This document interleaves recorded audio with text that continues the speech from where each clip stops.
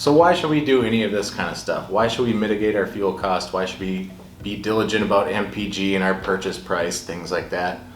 Well, I think it's pretty simple. The incentive for an owner-operator or a lease purchase driver is that you get to keep all the money that you save on fuel.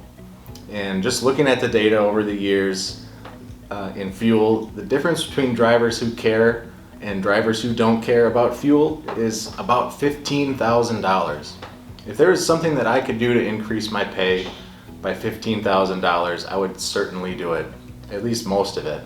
The cool thing about fuel is that nowhere else will you be able to cut out that much expense. Your lease payment is going to be what it is, your bills are going to be what they are, but that's all going to be pennies.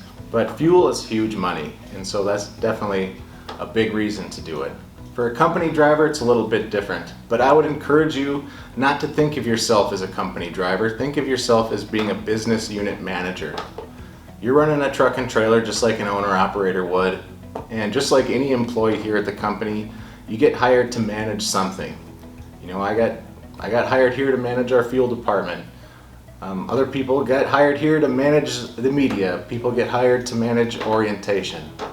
Managing a business unit like a truck and a trailer is just like managing any other business, whether it's like a store or a restaurant or something like that. Maybe you're not the proprietor of that business, but you're still responsible for the inventory, the expenses, the profitability of that business. There's this concept that having a healthy company is going to produce healthy wages. So the better the Bay & Bay does, the more that they're going to be able to pay us employees.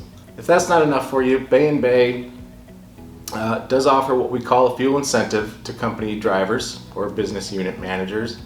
You can basically just do what we ask you to do to manage your fuel expense. We'll give you an extra 3 cents in your pay.